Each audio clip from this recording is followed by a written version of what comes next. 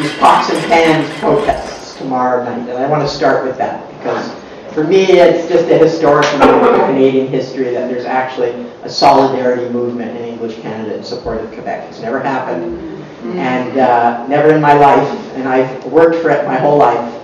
And it's very, very exciting, and so I want to thank the people here who were the first people, actually. Calgary was the first place where there was a visible solidarity with Quebec, and then Vancouver, and then Toronto, and now, I don't know, the last time I looked, it was in about 35 cities. It's an amazing thing. It's as far as I know, since the Civil Rights Movement, it's the first example of mass civil disobedience in North America.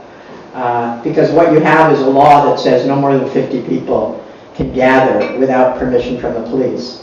And not only was it that the students built, like somebody said, they told us we couldn't gather with more than 50 people, so we brought 500,000.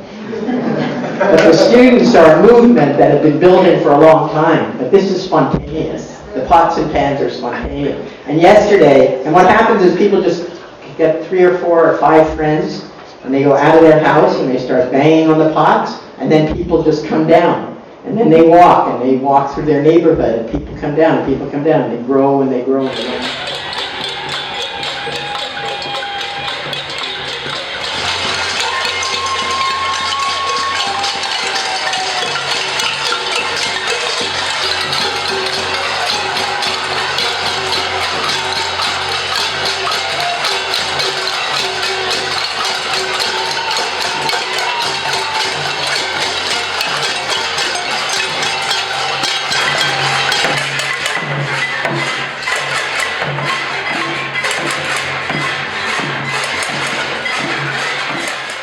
Sections 13 and 14 of the Act essentially denying to students, or indeed to anyone, the right to peacefully assemble and protest, not only within the confines of campus, but it says within 50 meters of the outer limits of such grounds. This is overarching, and it is offensive to the right to peacefully assemble. It requires, under these sections here, requires any group of 10 or more persons. It specifically says that you have to apply to the police for permit to have a demonstration or protest march or whatever, and you've got to provide details of the route or whatever. This is obviously contrary to the Charter of Rights and Freedoms, because we do have a right under the Charter's fundamental right under Section 2 to the freedom of peaceful assembly. In fact, we had a demonstration here, the pots and pans, the casserole demonstration the other night, and there were no arrests made, and it progressed peacefully. We have a right to do that in this country. We have a right to do that in Quebec. But we have this law in Quebec which restricts that right, which I don't think would survive a charter challenge. The third area which I want to address, which I think is terribly offensive to not only the charter, but indeed is offensive to the fundamental right under English common law to be presumed innocent till proven guilty.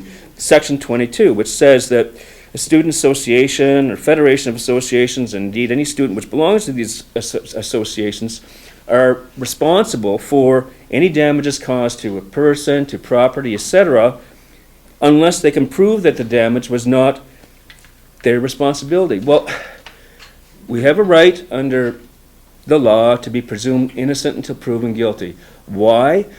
It's not because we want to make the job of the police difficult. It's because of the incredible power of the state. When you're suspected of a crime, you can be picked up and questioned, you can be arrested and charged. We have this incredible power of the state. We value individual liberty highly in this country. Therefore, we have a system which makes the state work to prove that you're guilty of a crime. This would not survive the charter challenge. Any one of these three areas would not survive a charter challenge. Therefore, I'm going to speculate. If there was ever a charter challenge launched to any section of this Act, or indeed to the Act itself, who knows how a court might decide. But I would be shocked if any court in this country would uphold an Act which is so offensive to the Charter in so many ways. The people!